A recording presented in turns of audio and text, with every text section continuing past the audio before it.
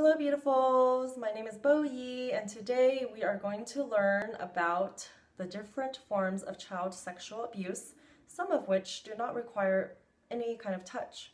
So this might be new to you. If so, please listen on, because I feel like if we want to prevent child sexual abuse from happening or stop it in its tracks the moment we find out, then we need to know what it actually is. We need to be aware of the entire definition, okay? Because I really was not aware of the definition until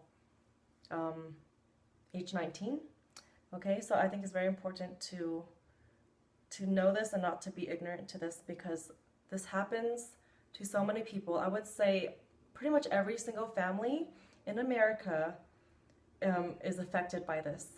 Like, if it wasn't you personally, I'm sure you probably know someone who was abused sexually as a child. This is rampant, this is craziness, and we gotta start by educating ourselves, okay? So first I'm gonna let you know what child abuse is. This is like the greater umbrella term. And then from there, we're gonna narrow that down and talk specifically about child sexual abuse.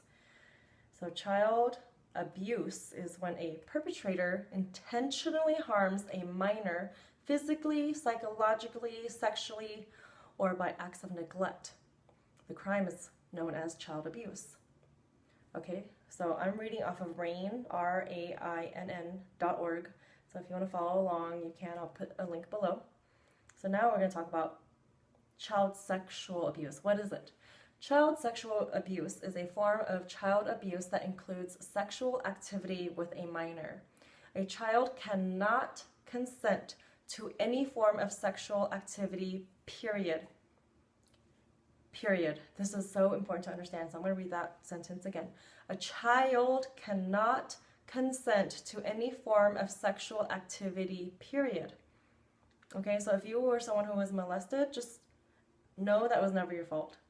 It was never your fault. It's impossible for you to have consented to that.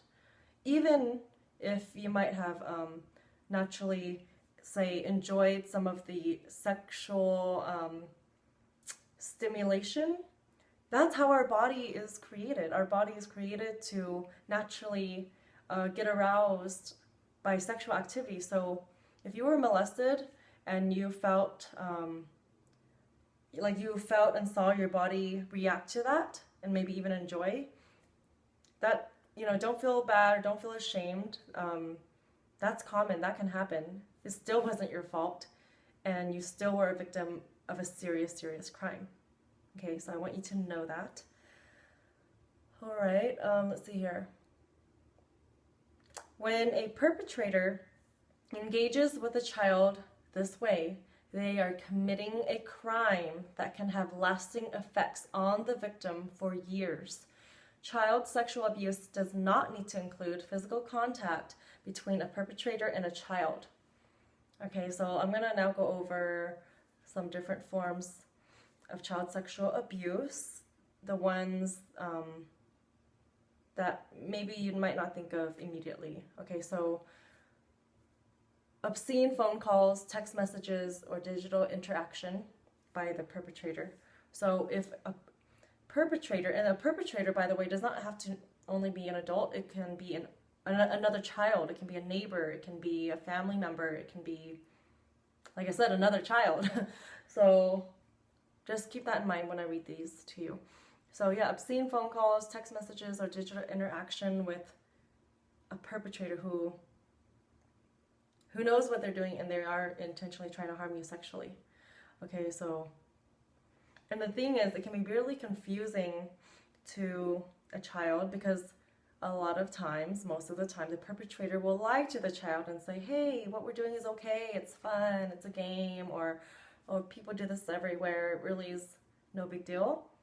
So the thing is, if you are a child who's being molested, they're not gonna be, they might not necessarily say, oh, what I'm doing is wrong, and they might not even put that through your head. They might just say, hey, this is all right, this is fun. So that's why it can be hard to tell for a minor or a child that it can be inappropriate. But just know, if anyone sends you any text messages of like anything sexual, it can be of their own body, of their genitals, of pornography images, that is child sexual abuse, and that is not okay. All right, so let's move on. So these are kind of mixed up. Some include touch, some don't. So that one doesn't have to include touch. Fondling is number 2. Fondling. So if a perpetrator fondles your body, doesn't even have to be your genitals. If they fondle you, that's child sexual abuse. That's not okay. They certainly shouldn't be touching your genitals. They shouldn't be touching your breasts. And if you are a minor, you might not even have breasts yet, but they shouldn't be touching any area where a bikini would typically cover. They shouldn't be touching your private areas, okay? Your vagina, okay? Your butt, your breasts, your nipples, they should not be touching those areas. Even a family member, they don't need to be touching those areas. A family member does not need to be touching those areas. Your neighbor they're not supposed to be touching those areas. Your babysitter shouldn't be touching those areas. Your teacher shouldn't be touching those areas. Another child should not be touching those areas, okay? Number 3, exhibitionism or exposing oneself to a minor. So if someone simply exposes their body to you, like their genitals especially, maybe their breasts if it's like a woman perpetrator, that's child sexual abuse. They should not be exposing themselves to you. Yeah, if you're a minor, under the age of 18, they shouldn't be doing that. That is a crime. Okay. Number 4, masturbation in the presence of a minor or forcing the minor to masturbate. So here's another one that doesn't include touch. Masturbation in the presence of a minor. So if someone is fondling themselves in front of you and they want you to watch, that is child sexual abuse. That is not okay. And if they make you touch yourself, that's child sexual abuse too. Your child, you can't consent to that. That's not okay. All right, number 5, intercourse. So sex, a perpetrator. Again, you have to remember, this is not just an adult necessarily. It can be someone, another child or like a teenager. If they're aware of what it is that they're doing, and they're intending to hurt you sexually, then that's child sexual abuse.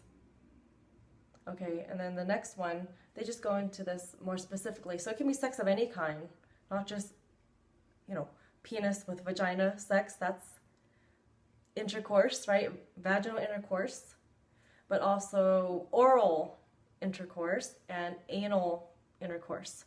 So oral intercourse is, if they make you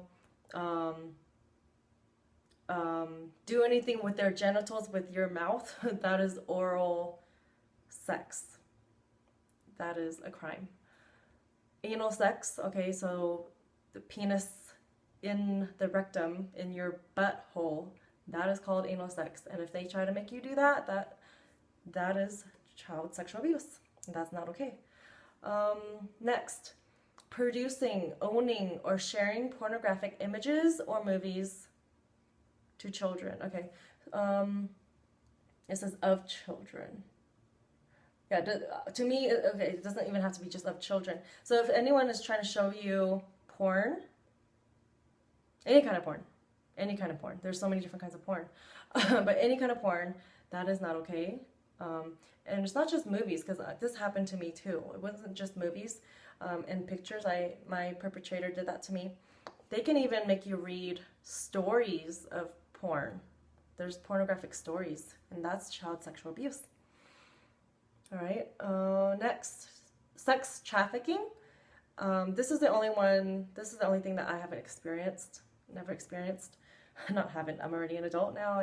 Anyway, but actually adults can be sex trafficked, so yeah. Anyway, I've never been sex trafficked as a child. So I'm going to read that definition to you. This is off of weaveinc.org. I'll provide a link. So, sex trafficking defined. The technical definition. Sex trafficking is the recruitment, harboring, transportation, provision, or obtaining of a person for the purposes of a commercial sex act. Sex trafficking is a form of a modern-day slavery.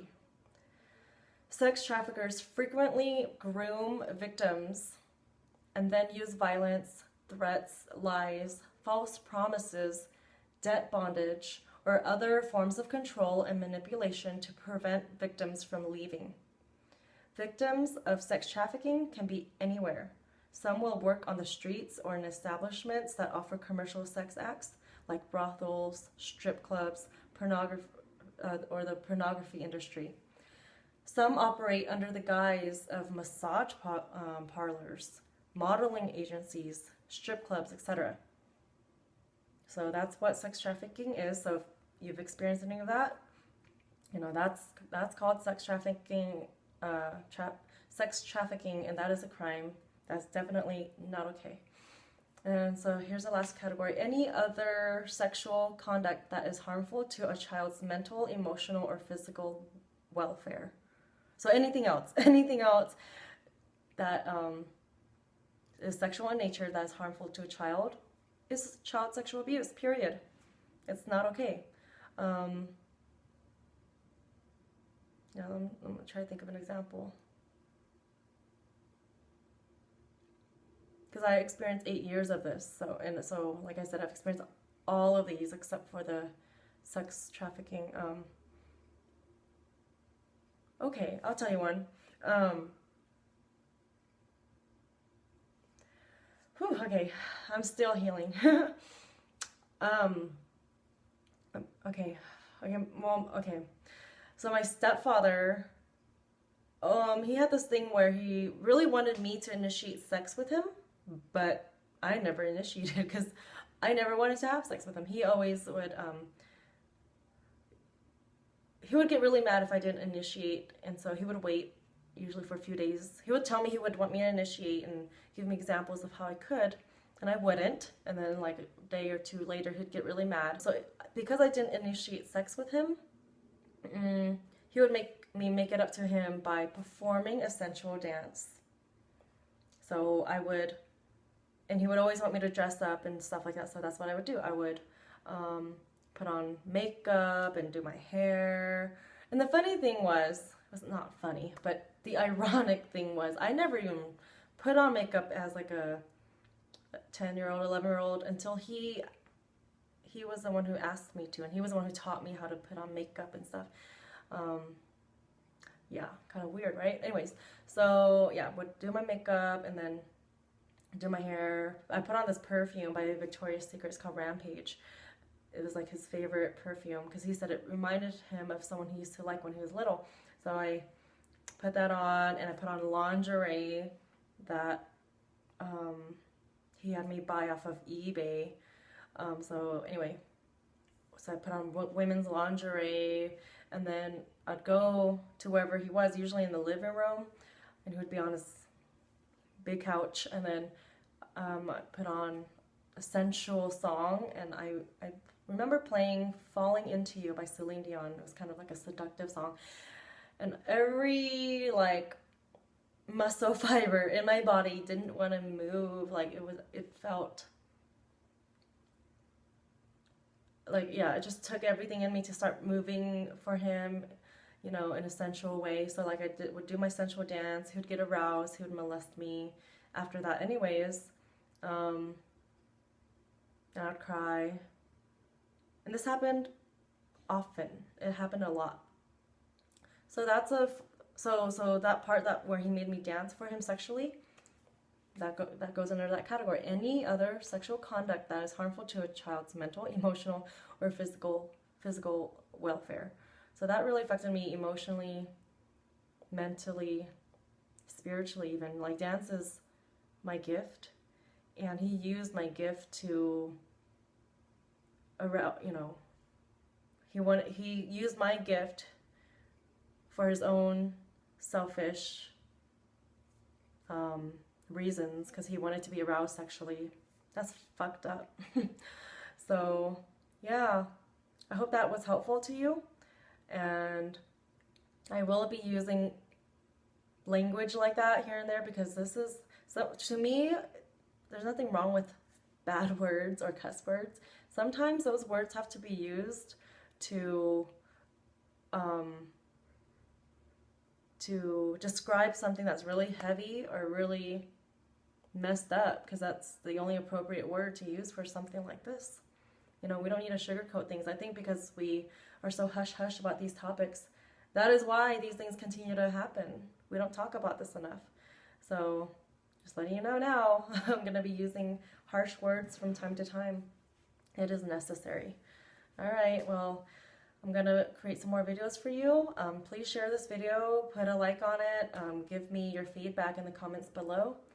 Let me know what you learned. If you learned something new that you didn't know about child sexual abuse, let me know, okay?